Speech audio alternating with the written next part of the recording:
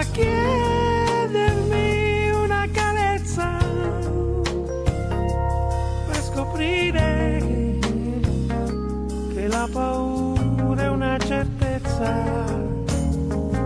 E sale, sale, salirà quest'ansia che ci unisce e passa ma non passerà quest'attimo che cresce. Amarsi ancora, amare ancora, ma senza tempo.